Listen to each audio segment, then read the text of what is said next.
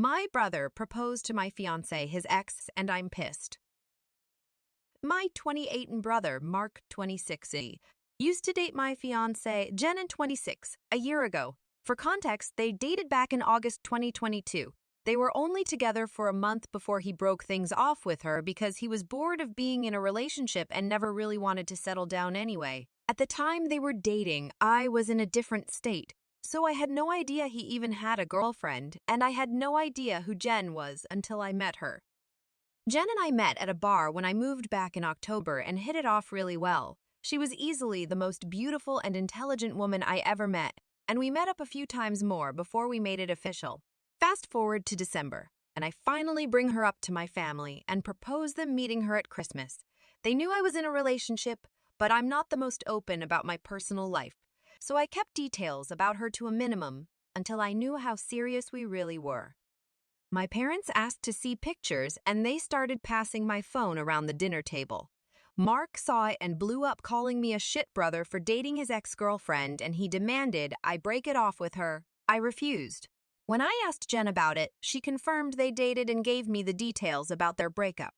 It took a few weeks, but eventually Mark stopped bringing up me dating his ex, and I thought he was over it. On Jen's birthday this year, I took her out to a fancy dinner with both of our families and her closest friends, and I asked her to marry me.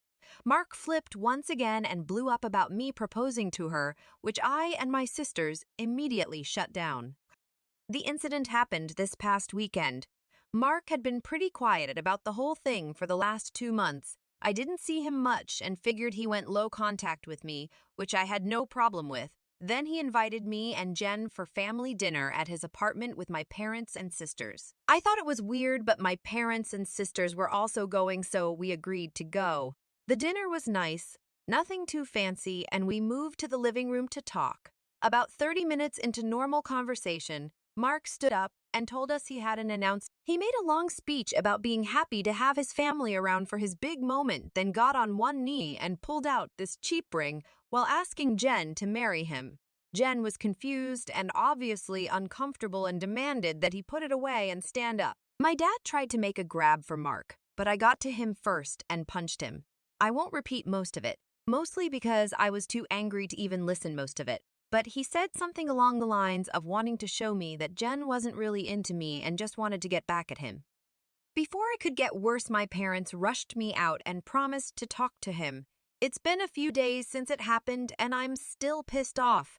I don't know what to do at this point. I'm scared Jen might have second thoughts marrying me because of this. Any advice? Edit, later that day. First, thanks for reading and responding. I've been reading the comments between last night and this morning, and valid points were made.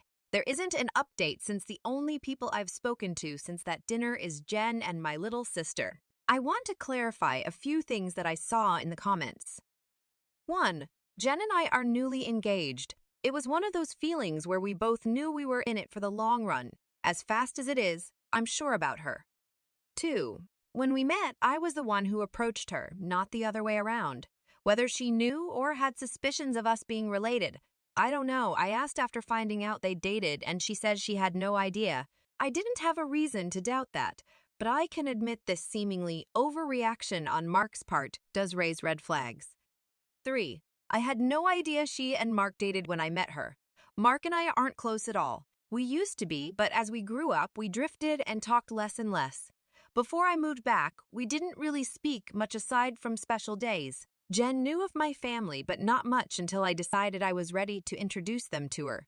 When she and Mark met again, I didn't get a sense of any residual feelings on either part. She didn't treat him like a stranger, but she also wasn't overly affectionate with him either. 4. I was told this was a relationship that lasted a month. I didn't think I needed permission from Mark to ask her to marry me, but maybe that was wrong of me. I'm not sure. That being said, I plan to talk to Mark this weekend to lay everything out on the table and figure out what's up. I never asked for his side of their relationship, which is my fault for not doing my due diligence. If anything major or enlightening happens, I'll update. But for now, that's all I have. Update, September 10, 2023. 2 days later. First, I want to thank everyone for reading. It's been a busy weekend, so I haven't had the chance to reply to many people, but I did edit in responses to the most common questions I saw in the comments of the original post. Again, thank you. I appreciate it all, even the criticisms. Now for the update. I called Mark and asked him to meet up with me at my place to talk. I told him I would prefer Jen to be around for the talk as well, but I was cool with it if he didn't want her there. He agreed to talk to both of us and showed up at my place around noon today. It was pretty quiet for a few minutes before I started the conversation. I apologized for not warning him I would be proposing to Jen, and I apologized for hitting him. He said it was whatever, but he appreciated the apology. I told him what Jen had said about the relationship and breakup when I asked her about it, and I asked him to confirm if it was true. I pretty much said that his reaction throughout this whole thing has been extreme, and I wanted to make sure I wasn't misunderstanding their relationship or downplaying how serious they were. He confirmed that they only dated for a few weeks, and he broke up with her because he lost interest. Jen asked if he was acting like this because he still had feelings or regrets about ending things with her. He said he could admit he thought she was more attractive than when he last saw her, but there weren't any feelings or regrets. He said he just didn't like seeing a girl he dated, even if it was short-term, with his older brother, and as a man, I shouldn't have violated him by pursuing things with his ex. I reminded him that I had no idea they dated, so it wasn't like I consciously did this knowing their history together. He shrugged me off and said it didn't matter. I still should have broken it off. He was adamant that if the roles were reversed, he would have done the same thing, which I doubt. I asked him why he proposed to her if he didn't have any lingering feelings. Basically, to sum it up, he was talking about it to one of his buddies who was around when Mark and Jen dated, and the guy put the idea in his head that maybe Jen knew from the start that we were related and was doing this to get back at him, considering Jen had been hung up on him after they ended. He and his friend thought it would be a good idea to test it and see if they were right, so he came up with the idea to propose and see if she dumped me for him. Jen asked him to elaborate on why he thought she was hung up on him, and he told her that he heard she was asking about him following the breakup and still hanging out at the places they used to go to, so it was a valid assumption. Then for her to pop up randomly with his brother affirmed his suspicions. Jen told him she'd only asked about him once following the breakup, and she'd been hanging out at those places with friends before they started dating, and she wouldn't avoid them because of a breakup. She also told him she was offended at the idea that she would go as low as to pursue me, just to get back at him. He shrugged and gave her a half-assed apology but said she had to see it from his point of view. He asked her if she really didn't know, and she told him that she didn't see the resemblance in us until we were in the same room and we act nothing alike. So it never crossed her mind, and he said, okay, that pretty much wrapped up the conversation. He did tell me before he left that I could take back his invite to the wedding because he can't bring himself to support our relationship knowing he used to date her. I told him he didn't have to worry about that, as he was most likely going to be uninvited anyway. It's been a few hours since our talk, and I do feel better.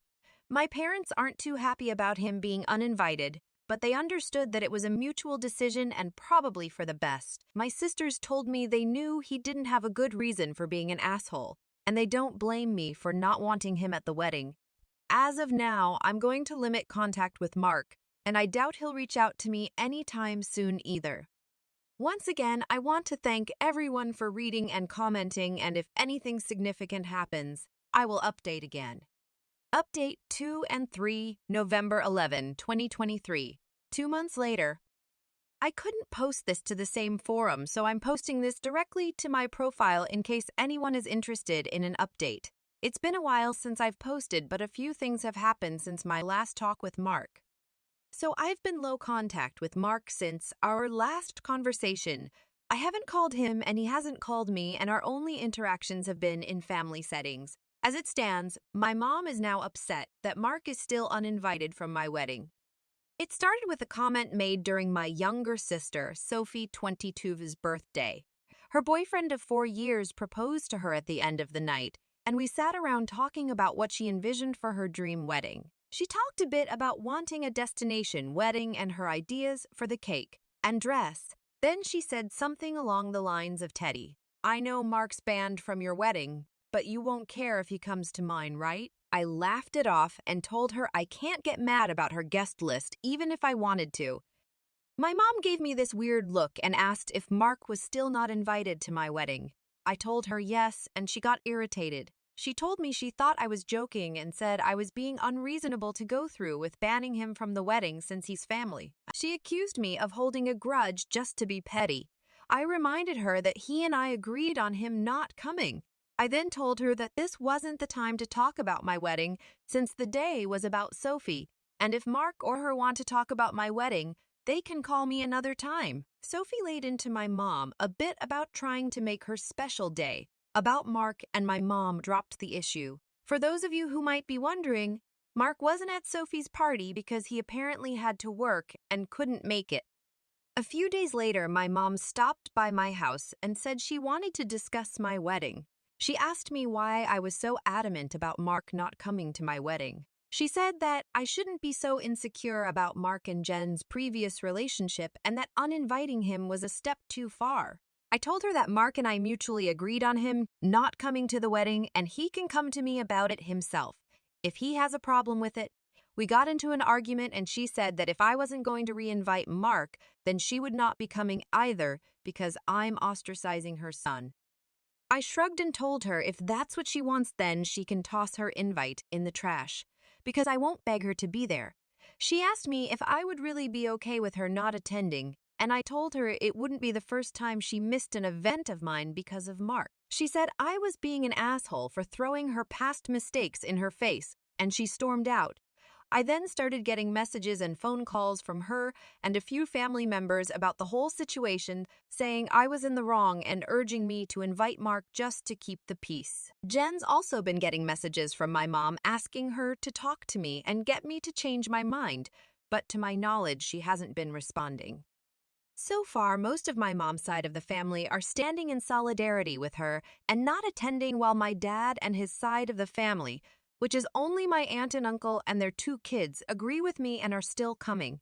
My sisters are also still coming to the wedding, and of course Jen's family too. Also, I talked to Mark about it and asked him if he had a problem with not having an invite. He said he uninvited himself in the first place, and he doesn't get why they're making a big deal because he still doesn't want to go. He told me to leave him out of the fighting because he's not involved, and he says he'd tell her the same. As of now, I'm back to being low contact with my mom, but my dad and I are still on decent terms. I'm still deciding on whether I'll re-invite my mom and her family, should they change their mind about the boycott. But the chances are low, and I told my dad this too, which he understands. For now, Jen and I started looking into downsizing the venue since the guest list is significantly smaller. Update 3. My mom is uninvited from the wedding indefinitely. About 2 weeks after she decided to not come to the wedding, she stopped by and said she wanted to clear the air and talk about everything. We agreed and invited her in to join us for dinner. Jen made her a plate of food, and I asked her if she was still planning on not coming to the wedding. She said that while she wants to, she can't get over me not inviting Mark because of a simple mistake. I reminded her that his simple mistake was proposing to my fiancé with me, sitting less than 3 feet away from him, and she said it was just a joke. Jen asked her why she wanted to talk if she was maintaining the same stance on Mark coming to the wedding. She said she wanted to talk to Jen, and she was hoping Jen would hear her out and talk me into inviting Mark again. She apparently assumed I was at work and she'd be able to catch her alone. Jen politely told her that she understood her thought process, but she wouldn't have had that conversation anyway without me present since this is about my brother. My mom made a comment somewhere in the lines of Jen being spineless and unable to have a conversation without me thinking for her, which started a pretty heated back and forth between the 3 of us before Jen told her to get out. She got up and started walking towards the door, and my mom followed her, still screaming at her. By this point, she's yelling about her tearing our family apart.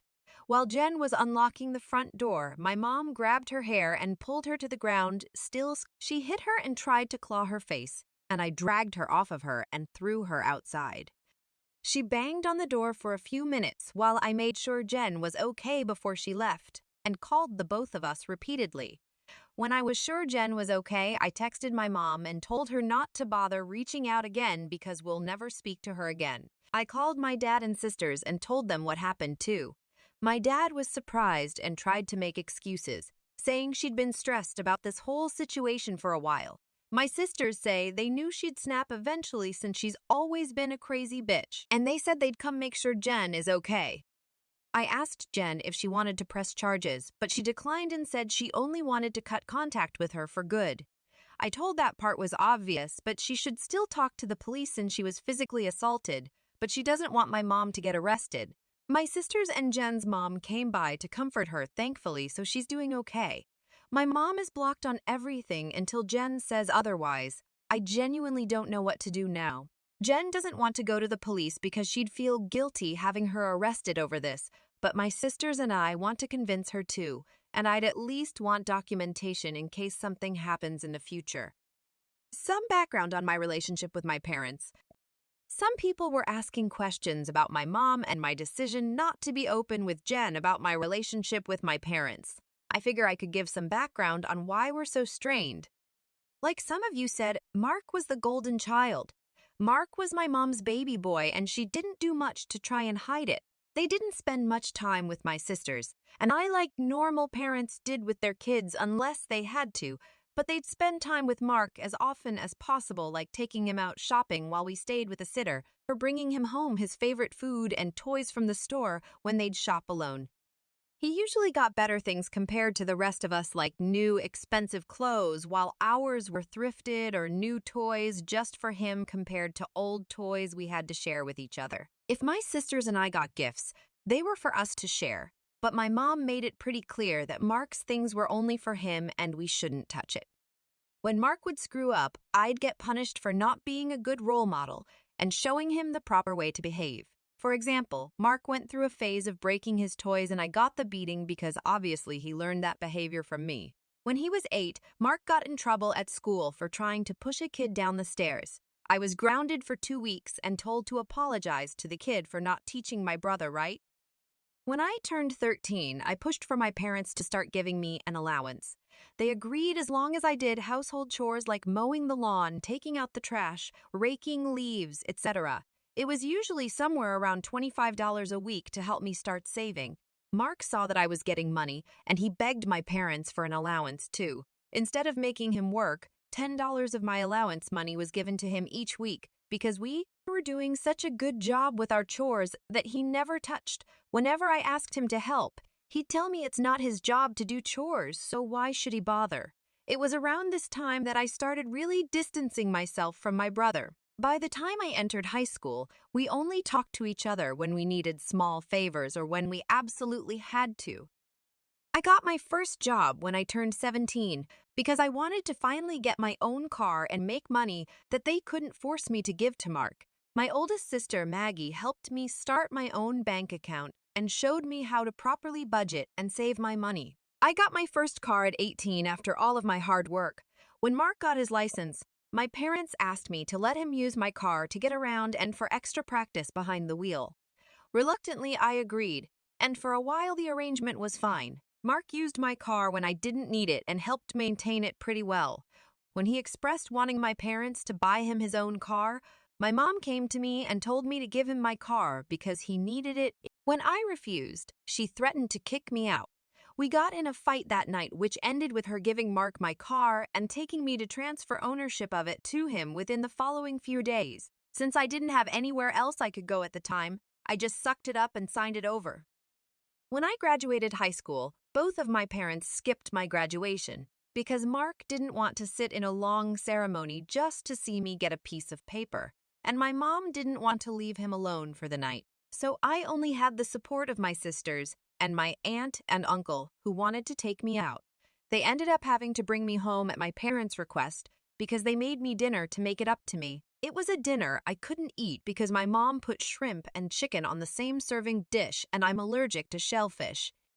My first year out of high school, I worked 2 jobs to buy myself another car, and at the start of the new school year, I moved away for college and cut contact with them. My mom tried to reach out for the first few months via social media and Sophie, but I never responded and I told Sophie she would be cut off too if she kept trying. When she couldn't get to me through Sophie, she tried going through my older sister Charlotte, and a few times through Maggie and Mark, until I threatened to file a restraining order for harassment. It was a bluff because I had no idea how to do it, but it managed to scare her off, and the most I got from her was happy holiday texts over the years. Around the time I moved back, Charlotte told me they had been seeing a family therapist at Charlotte's request, and my parents wanted to apologize for their treatment of us. I was hesitant, but I agreed as long as they would be genuine, and the reconciliation process started when I moved back home. That doesn't even scratch the surface of everything they put me through, and it took a lot for me to even begin to let them back into my life. When I met Jen, I wasn't sure where my relationship with her was going or where my relationship with my parents was going. I didn't want to mention my family at all, mostly because I was ready to cut contact again if I needed to. Jen was understanding of it being a sore subject and didn't press for more. I hope this helps shed some light on some of the questions I'd been seeing pop up. Update 4. November 30, 2023, 17 days later. I want to thank everyone who's taken the time to give me advice on what to do going forward, and all the kind messages and comments I've gotten over the past few days, weeks. Jen and I have read the comments together, and everything is appreciated. To answer the most common question about why I chose to reconnect after everything, the short answer is because I would do anything for my sisters. Charlotte wanted the entire family around, and for the birth of her first child and to help her while she adjusts. She didn't want part-time aunts and uncles who would only visit her kid during birthdays and holidays. She was never the type to ask for much of anything growing up. So when she asked if I would be willing to try for her, I agreed because it would make her happy. I also think part of me hoped that maybe they'd changed. I don't regret trying to reconcile either. My parents are still terrible, but I met the love of my life, so I call it a win. A few people wanted to know if there's an update, so here we go. Sorry if it's a mess or confusing, a lot has happened. We filed a report with the police and were told that even though Jen doesn't want to pursue anything, it's not up to us to decide whether it goes further, but they would keep our preference in mind. We provided some pretty decent evidence of the assault, including pictures of Jen's face and texts with my mom and dad talking about what happened. We were advised to report and record any other incidents with my mom going further in case anything else happens. Considering where we live, I doubt it'll go anywhere, but at least we have it on record. I got about 100 angry text messages that tell me they at least spoke with her regarding the incident.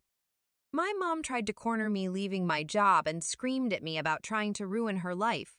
She kept screaming that I was an awful son for trying to get her arrested over a small misunderstanding, and she didn't understand what she'd done to deserve being punished. I told her that if she didn't like being in legal trouble, then she shouldn't have hit Jen. She demanded I tell the police to forget the report, which I refused. I told her exactly what the officer said about it being out of my hands. She had a tantrum in the parking lot and hit me a few times just on the chest and arm before security intervened and dragged her off the property. I had to talk to my boss about the incident. Luckily, she was understanding of everything going on after I explained what was happening. When I got home, I told Jen what happened. She was upset and asked that we discuss the plan with my family moving forward. It was a long talk, but we took the advice of some Redditors and decided to go completely no contact with my family aside from my sister. We agreed that having them in my life is adding unnecessary stress for the both of us, and we aren't even married yet. She told me she wanted to consider moving away and putting some distance between us and my family. She said that she tried to stay out of my family issues because it's not her place, but she refuses to put up with my mom and her behavior or my dad enabling her abuse. A lot more was said, too much to put in this post, but I agreed with her that they were more trouble than they're worth, and I also don't want to put up with this anymore. I also agreed to go to therapy, and she's helping me find a therapist. I decided to call my dad after our talk and let him know I would be going no contact. He didn't answer the first time I called, so I left a message asking to have a long talk. When he called back, he asked if it was okay for my mom to be a part of the conversation. I told him it was okay since she needed to hear what I had to say too. The conversation went about as well as you could expect. I told them both that Jen and I are cutting them out of our lives. My dad demanded to know why I would do something like that after going through all the trouble of repairing our relationship. I told him that this entire thing with Mark has shown me that nothing is actually repaired between us, and as far as they're concerned, the world revolves only around my mom and my little brother. I told them that their continued favoritism of Mark has brought our relationship to a point of no return and that I wasn't interested in holding on to a failing relationship. I told them that I agreed to reconcile for Charlotte's sake, but I don't appreciate all of the disrespect towards me and Jen, and that I wouldn't put up with it anymore for both of our sakes. To my mom specifically, I told her that I was tired of her using me as a scapegoat for her bad parenting and Mark's attitude. I also told her that I would never forgive her for what she did to Jen and what she did to me and my sisters growing up. She started to say how I should move on like my sisters have, but I cut her off and told her that she should take their forgiveness and move on because she would never receive it from me, especially after everything she's done these last few weeks. She started crying and asking me how I could treat her like such a villain. I told her she could only be upset with herself because I've done nothing wrong. She cried harder and told me how much she regretted having me and how I've only tried to ruin her life. This started a heated argument between her and Jen once again, and Jen told her in much more colorful words that she was disgusting and plenty of other nice names for saying something like that to me. I don't know if she left the room or just decided to shut up, but my mom stopped talking when Jen was done speaking to her. My dad said he wasn't okay with being shut out of my life, and he asked me to try to understand my mom's point of view. He said that she was also struggling because her kids were at odds and I was being unfair to punish her for her struggles with raising and caring for us. The last thing he said was that we were a family and I shouldn't let past mistakes stop us from moving forward together. I told him that the only person she ever cared for was Mark and herself, and there was nothing he could say or do to make me change my mind. I told him that it was up to him whether to keep my number, but I would be blocking him and my mom everywhere, and I wouldn't be reaching out again. Then I hung up. Afterward, I sent a long email with the link to my posts attached to my entire family, uninviting everyone except my aunt and uncle and my sisters to the wedding. I hadn't cried in a long time, but Jen held me while I cried after writing the email, and she assured me we would be okay. My sisters also reached out to me after reading the email. I apologized to Charlotte for not being able to continue reconciling like she wanted, but she told me it was okay, and it's not my fault I had to cut them off again. The response from my family has been pretty mixed. Some are angry I aired out family issues on a public internet forum, while others are pissed at my parents because they never knew it was this bad. The last person I talked to about everything was Mark. He asked if I was cutting him off too, and I told him I wasn't, but I wouldn't be going out of my way to reach out to him either. He didn't argue and just wished me the best with the wedding, and we haven't spoken since. Right now, Jen and I are looking for a new place to stay. The plan is to move closer to Jen's brother. He lives about 3 hours from where we are now, and Jen and I like the city he's in. I spoke to my boss about transferring, and Jen is looking into the option of working 100 remotely or possibly finding a new job. And once again, our venue's changed. Since the guest list is significantly smaller, my FBL is considering letting us use his lake house for our wedding. I don't plan to post any more about this unless the sky falls, at least not until the wedding, because I want to move on with life, but I'll try to answer any questions some of you might have. Thanks and happy holidays! Like and subscribe.